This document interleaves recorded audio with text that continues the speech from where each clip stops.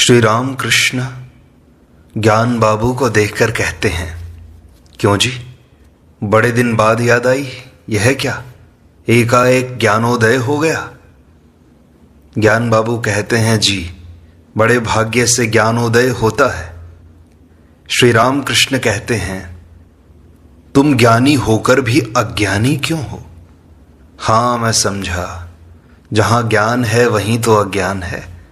वशिष्ठ देव इतने ज्ञानी थे, परंतु लड़कों के शोक से वे भी रोए थे। अतएव तुम ज्ञान और अज्ञान के पार हो जाओ। पैरों में अज्ञान का कांटा लग गया है, उसे निकालने के लिए ज्ञान रूपी कांटे की जरूरत है। निकल जाने पर दोनों कांटे फेंक देने चाहिए। ज्ञान कहता है यह संसार धोखा है, और जो ज्ञान और अज्ञान के पार चले गए हैं वे कहते हैं यह आनंद की कुटिया है। वह देखता है ईश्वर ही जीव जगत और 24 तत्व हुए हैं। उन्हें पा लेने पर फिर संसार में रहा जा सकता है, तब आदमी निर्लिप्त हो सकता है। उस देश में बढ़ई की औरतों को मैंने देखा है, ढेंकी में चूड़ा कूटती हैं, एक हाथ से धान चलाती हैं, दूसरे से बच्चे को दूध पिलाती हैं, साथ ही खरीदारों से भी बातचीत करती हैं। कहती हैं तुम्हारे ऊपर 2 आने उधार हैं, दे जाना। परंतु उनका 12 आना मन हाथ पर ही रहता है कि कहीं ढेंकी न गिर जाए। 12 आना मन ईश्वर पर रखकर 4 आने से काम करना चाहिए इस संसार का। श्री राम कृष्ण आगे कहते हैं, जो नित्य में पहुंचकर लीला लेकर रहता है उसका ज्ञान पक्का है, उसकी भक्ति भी पक्की है। नारद आदि ने ब्रह्म ज्ञान के पश्चात भक्ति ली थी, इसी का नाम विज्ञान है। केवल ज्ञान शुष्क होता है, जैसे एकाएक फूट पड़ने वाले आतिशबाजी के अनार, कुछ देर फूल छूटने पर तुरंत फूट जाते हैं। नारद और शुकदेव का ज्ञान जैसे अच्छे अनार, थोड़ी देर एक तरह के फूल निकलते हैं, फिर बंद होकर दूसरी तरह के फूल निकलते हैं। नारद और शुकदेव आदि का ईश्वर पर प्रेम हुआ था। प्रेम सच्चिदानंद को पकड़ने की रस्सी है। अगले दिन एक साधक आया। साधक रामकृष्ण से कहता है कि महाराज उपाय क्या है? श्री रामकृष्ण कहते हैं, गुरु की बातों पर विश्वास करना, उनके आदेश के अनुसार चलने पर ईश्वर के दर्शन हो सकते हैं। जैसे डोर अगर ठिकाने से लगी हुई हो तो उसे पकड़कर चलने से पते पर पहुंचा जा सकता है। साधक पूछता है कि क्या उनके दर्शन होते हैं? श्री राम कृष्ण कहते हैं, वे विषय बुद्धि के रहते नहीं मिलते। कामिनी और कांचन का लेश मात्र रहते, उनके दर्शन नहीं हो सकते। वे शुद्ध मन और शुद्ध बुद्धि से गोचर होते हैं। वह मन चाहिए जिसमें आसक्ति का लेश मात्र न हो। शुद्ध मन, शुद्ध बुद्धि और शुद्ध आत्मा, ये एक ही वस्तु है। साधक कहता है, परंतु शास्त्र में है यतो वाचो निवर्तन्ते अप्राप्य मनसा सह। वे मन और वाणी से परे हैं। श्री राम कृष्ण कहते हैं, रखो इसे। साधना किए बिना शास्त्रों का अर्थ समझ में नहीं आएगा। भांग भांग चिल्लाने से क्या होता है? पंडित जितने हैं सर्राटे के साथ श्लोकों की आवृत्ति करते हैं, परंतु इससे होता क्या है? भांग जाए जितनी देह में लगा ली जाए, पर इससे नशा नहीं होता। नशा लाने के लिए तो भांग पीनी ही चाहिए। दूध में मक्खन है, दूध में मक्खन है, इस तरह चिल्लाते रहने से क्या होता है भला? दूध जमाओ, दही जमाओ, मथो, तब निकलेगा। साधक कहता है, मक्खन बनाना ये सब तो शास्त्र की ही बातें हैं ना महाराज। श्री रामकृष्ण कहते हैं, शास्त्र की बात कहने या सुनने से क्या होता है? उसकी धारणा होनी चाहिए। पंचांग में लिखा है वर्षा पूरी होगी, परंतु पंचांग दबाओ तो कहीं बूंद भर भी पानी निकलता है क्या? साधक कहता है, मक्खन निकालना बतलाते हैं, आपने निकाला है क्या मक्खन? श्री राम कृष्ण कहते हैं, मैंने क्या किया है और क्या नहीं किया, ये बात रहने दो। और ये बातें समझाना बड़ा मुश्किल है। कोई अगर पूछे कि घी का स्वाद कैसा है तो कहना पड़ता है, जैसा है वैसा ही तो है। यह सब समझना हो तो साधुओं का संग करना चाहिए। कौन सी नाड़ी कफ की है, कौन सी पित्त की और कौन सी वायु की, इसके जानने की अगर जरूरत हो तो सदा वैद्य के साथ रहना चाहिए। साधक कहता है, दूसरे के साथ रहने में कोई आपत्ति करते हैं। श्री राम कृष्ण कहते हैं, वह ज्ञान के बाद, ईश्वर प्राप्ति के बाद की अवस्था है। पहले तो सत्संग चाहिए ही ना। साधक थोड़ी देर चुप हो गया। कुछ देर बाद कहता है, आपने उन्हें जाना? कहिए, प्रत्यक्ष रूप से हो या अनुभव से। इच्छा हो और आप कह सकें तो कहिए, नहीं तो मत कहिए। बताओ, क्या आपने जाना है उनको? श्री राम कृष्ण मुस्कुराते हुए कहते हैं, क्या कहूं, आभास मात्र कहा जा सकता है उसका तो। साधक कहता है, वही कहिए। श्री राम कृष्ण कहते हैं, आभास मात्र ही है, कुछ समझ न पाओगे। अगले दिन श्री राम कृष्ण को भावावेश होकर समाधि लग गई। समाधि से बाहर आने के बाद वे कहते हैं, भगवान वेद विधि के पार हैं। क्या वेद, वेदांत और शास्त्रों को पढ़कर कोई उन्हें प्राप्त कर सकता है? वेदों में तो उसका आभास मात्र है। एक भक्त कहते हैं, महाराज, नाम करने पर मेरी देह हल्की पड़ जाती है। श्री राम कृष्ण कहते हैं, वे पाप का हरण करते हैं, इसलिए उन्हें हरि कहते हैं। और चैतन्य देव ने इस नाम का प्रचार किया था, अतएव अच्छा है। देखो, चैतन्य देव कितने बड़े पंडित थे और वे अवतार थे। उन्होंने इस नाम का प्रचार किया था, अतएव यह बहुत ही अच्छा है। कुछ किसान एक न्योते में गए थे। भोजन करते समय उनसे पूछा गया, तुम लोग आमड़े की खटाई खाओगे? उन्होंने कहा, बाबुओं ने अगर उसे खाया हो तो हमें भी देना। मतलब यह है कि उन्होंने खाया होगा तो वह चीज अच्छी ही होगी। श्री राम कृष्ण महेंद्र आदि से कहते हैं, आप लोग आते हैं, जब सुनता हूं कि इससे कुछ उपकार होता है तब मन बहुत अच्छा रहता है। मास्टर से कहते हैं, यहां आदमी क्यों आते हैं? वैसा पढ़ा लिखा भी तो नहीं हूं मैं। मास्टर कहते हैं, जी कृष्ण जब स्वयं सब चरवाहे और गौएं बन गए ब्रह्मा के हर लेने पर, तब चरवाहों की माताएं नए बच्चों को पाकर फिर यशोदा के पास नहीं गईं। श्री राम कृष्ण कहते हैं, तो इससे क्या हुआ? मास्टर कहते हैं कि ईश्वर स्वयं ही चरवाहे बने थे कि नहीं, इसलिए उनमें इतना आकर्षण था। ईश्वर की सत्ता रहने से ही मन खींच जाता है। श्री राम कृष्ण कहते हैं, यह योग माया का आकर्षण है। वह जादू डाल देती है। जटिला के डर से बछड़े को उठाए हुए सुबल का रूप धरकर राधिका जा रही थी।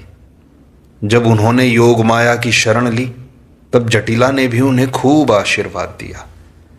हरि की सब लीलाएं योग माया की सहायता से ही हुई थीं।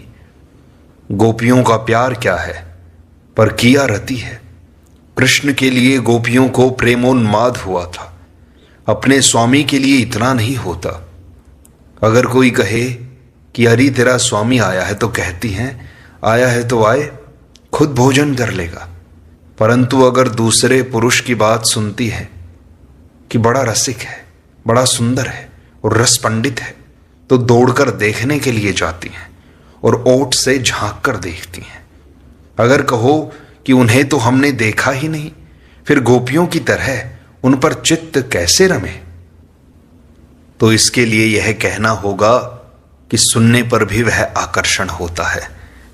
एक गाने में कहा है, बिना जाने ही उनका नाम मात्र सुनकर मन उनमें आकर लिप्त हो गया।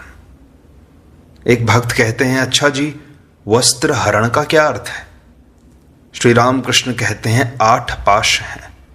गोपियों के सब पाश छिन्न हो गए थे, केवल लज्जा बाकी थी, इसलिए उन्होंने उस पाश का भी मोचन कर दिया। ईश्वर प्राप्ति होने पर सब पाश चले जाते हैं। ईश्वर पर सबका मन नहीं लगता। आधारों की विशेषता होती है, संस्कार के रहने से होता है। नहीं तो बाग बाजार में इतने आदमी थे, उनमें केवल तुम सभी यहां आए हो। ऐसा कैसे? ये संस्कार का ही तो खेल है। मलय पर्वत की हवा के लगने पर सब पेड़ चंदन के हो जाते हैं। सिर्फ पीपल, बट, सेमर ऐसे ही कुछ पेड़ चंदन नहीं बनते। तुम लोगों को रुपए पैसे का कुछ अभाव थोड़े ही है। योग भ्रष्ट होने पर भाग्यवानों के यहां जन्म होता है। इसके पश्चात फिर वह ईश्वर के लिए तपस्या करता है। महेंद्र कहते हैं, मनुष्य क्यों योग भ्रष्ट होता है? श्री राम कृष्ण कहते हैं, पूर्व जन्म में ईश्वर की चिंता करते हुए एकाएक भोग करने की लालसा हुई होगी। इस तरह होने पर योग भ्रष्ट हो जाता है और दूसरे जन्म में फिर उसी के अनुसार जन्म होता है। महेंद्र कहते हैं, इसके बाद उपाय क्या है? श्री राम कृष्ण कहते हैं, कामना के रहते, भोग की लालसा के रहते मुक्ति नहीं होती। इसलिए खाना, पहनना, रमण करना सब कर लेना। तुम क्या कहते हो? स्वकीया के साथ या परकीया के साथ? भगवान के साथ रमो केवल। श्री राम कृष्ण कहते हैं, भोग लालसा का रहना अच्छा नहीं। इसीलिए मेरे मन में जो कुछ उठता था मैं कर डालता था। बड़ा बाजार के रंगे संदेश खाने की इच्छा हुई, इन लोगों ने मंगा दिया, मैंने खूब खाया, फिर बीमार पड़ गया। लड़कपन में गंगा नहाते समय एक लड़के की कमर में सोने की करधनी देखी थी। इस अवस्था के बाद उस करधनी के पहनने की इच्छा हुई, परंतु अधिक देर रख सकता ही न था। करधनी पहनी तो भीतर से सरका कर हवा ऊपर की ओर चढ़ने लगी। देह में सोना छू गया ना। जरा देर रखकर उसे खोल डाला, मुझे पसंद नहीं आई। मेरा दम घुटने लगा, नहीं तो उसे तोड़ डालना पड़ता। मैंने निकाल दिया उसे। शंभू के चंडी गीत सुनने की इच्छा हुई थी। उसके सुन लेने के बाद फिर राजनारायण के चंडी गीतों को सुनने की इच्छा हुई। उसके गीतों को भी मैंने सुना।